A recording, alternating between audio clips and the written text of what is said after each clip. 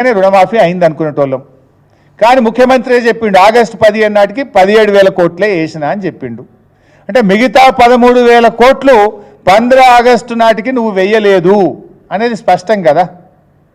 ఇంకా ఉల్టా నన్ను రాజీనామా చేయమంటాడు, ఎక్కడైనా దూకి చావమంటాడు, సిగ్గులేని జాతి అంటాడు, తాటి చెట్టు లెక్క వెరిగినావని చెప్పి బాడీ షేమ్ చేస్తున్నాడు ముఖ్యమంత్రి.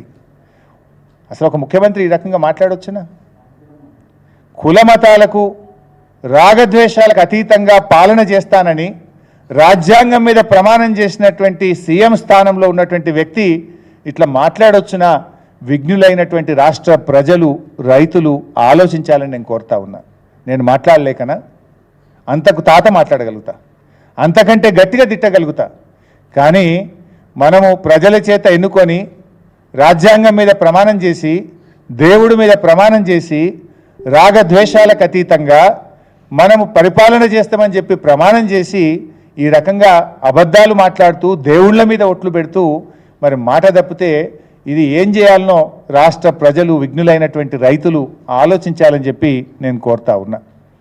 ఎందుకంటే కూడికలు తీసివేతలు ఇందులో ఏమున్నది? సింపుల్. నువ్వే చెప్పినావు 47 లక్షల మంది రైతులు అన్నావు, చేసింది 22 లక్షలు. నువ్వే చెప్పినావు 31,000 కోట్లని, చేసింది 17,000 కోట్లు. ఇది సింపుల్ కదా. 7వ తరగతి చదువుకున్న స్కూల్ పిల్లవాడిని అడిగినా రుణమాఫీ మొత్తం అయిందా కాలేదా అంటే లెక్కలు చెప్తాడు కదా. దానికి ఇంత రాద్ధాంతం ఎందుకు? నువ్వు ఇంత లొలివెట్టుడు ఎందుకు? ఈ డ్రామాలు ఎందుకు అని నేను అడుగుతా ఉన్నా. అంటే ముఖ్యమంత్రి ఆయనకు అర్థమైంది ఫ్లాప్ షో అని, రుణమాఫీ చేయలేకపోయినా అని ఆయనకు అర్థమైపోయి ఇలా అడ్డగోలుగా మాట్లాడుతున్నారు రేవంత్ రెడ్డి గారు. ప్రతిపక్షాన్ని సైద్ధాంతికంగా ఎదుర్కొనలేక ఇవాళ సీఎం రేవంత్ రెడ్డి ప్రశ్నిస్తున్న వాళ్ళను చావాలని కోరుకుంటున్నాడు. ప్రశ్నించిన వాళ్ళను, మేము ఆ రోజు ఉద్యోగాల గురించి మాట్లాడితే చావాలని మాట్లాడిండు, రైతుల రుణమాఫీ మాట్లాడితే చావాలని కోరుకుంటున్నాడు. ఈయన చూస్తుంటే ఎట్లా కనబడుతుందంటే రేపు భౌతిక దాడులకు కూడా పురిగొల్పేటువంటి ప్రయత్నం చేస్తున్నట్టు కనబడతా ఉంది. అంటే ఇవాళ చావాలనుకున్నాడు, రేపు చంపడానికైనా ప్రయత్నం చేస్తాడా అనే అనుమానం కలుగుతూ ఉంది ఈరోజు. అయినా మేము భయపడం, నీ గాడ్ ఫాదర్లకే భయపడలే, నీ తాటాకు చప్పుళ్లకు బెదరం మిస్టర్ రేవంత్ రెడ్డి గుర్తుపెట్టుకో అని చెప్పి చెప్తా ఉన్నా నేను. ఇవి నువ్వు ఈ రకంగా ఏదో బుల్డోజ్ చేస్తా అంటే ఇక్కడ మేము ఉద్యమంలో నుంచి వచ్చిన వాళ్ళం, పోరాటాల నుంచి వచ్చిన వాళ్ళం, రానే రాదన్న తెలంగాణ సాధించినటువంటి వాళ్ళం. ఎట్టి పరిస్థితుల్లో నిన్ను వదిలిపెట్టం. ఖచ్చితంగా ఈ రాష్ట్రంలో రైతులకు రుణమాఫీ జరిగేదాకా, రాష్ట్రంలో రైతులందరికీ రైతు భరోసా వచ్చేదాకా బీఆర్ఎస్ పార్టీ రైతుల పక్షాన పోరాడుతూనే ఉంటుంది.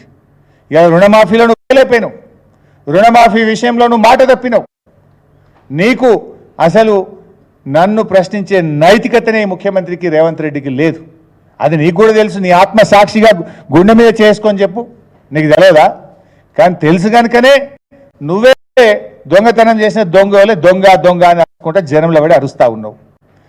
ఎందుకంటే ఉల్టా చోర్ కోత్వాల్కు డాంటే అన్నట్టు నువ్వు తప్పు చేసి ఇంకా మమ్మల్ని ప్రశ్నించే ప్రయత్నం చేస్తున్నావు. ఈ రాష్ట్రంలో రైతులు నీ మాటలు విని ఏమనుకుంటారు? రుణమాఫీ కానీ రైతులు ఏమనుకుంటారు? రుణమాఫీ పూర్తయిపోయిందని చెప్పి రేవంత్ రెడ్డి ప్రకటిస్తుంటే రుణమాఫీ కానటువంటి రైతులు ఏఈఓల చుట్టూ, వ్యవసాయ శాఖ అధికారుల చుట్టూ, బ్యాంకుల చుట్టూ తిరిగే రైతులు నిన్ను చూసి ఏమనుకుంటారో ఒక్కసారి నువ్వు ఆలోచించుకో. నీ అసమర్థత బయటపడిపోతుందని ఫ్రస్ట్రేషన్లో నువ్వు ఈ రకంగా ఒక ఫ్రాక్షనిస్ట్ లాగా నువ్వు వ్యవహరిస్తున్నావు అనేటువంటి విషయాన్ని ఇవాళ రాష్ట్ర ప్రజలు అర్థం చేసుకుంటా ఉన్నారు. బట్ ఏది ఏమైనా ఈ ప్రభుత్వాన్ని వదిలిపెట్టం. ప్రతిపక్షంగా మా బాధ్యతనే ప్రజల పక్షాన, రైతుల పక్షాన నిలబడడం. ఎన్నికల్లో నువ్వు ఇచ్చిన 6 గ్యారంటీలు, ఎన్నికల్లో నువ్వు ఇచ్చిన అన్ని హామీలు అమలయ్యేదాకా బీఆర్ఎస్ పార్టీ రైతుల పక్షాన నిరంతరం పోరాడుతూనే ఉంటుంది. నీదంతా కూడా ఉత్త మాటలు తప్ప నీ ఎక్కడ కూడా నిజాయితీ లేదనేటువంటి విషయం ఇవాళ ప్రజలకు అర్థమైంది. మేము త్వరలోనే బీఆర్ఎస్ పార్టీ పక్షాన ఒక కార్యాచరణ కూడా ప్రకటించబోతున్నాం.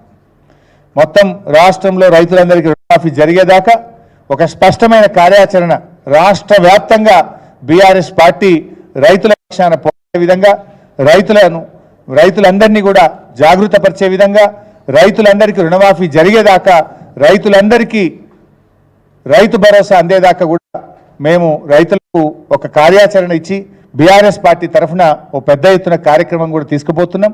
త్వరలోనే ఆ కార్యాచరణ కూడా ప్రకటిస్తాం. Thank you.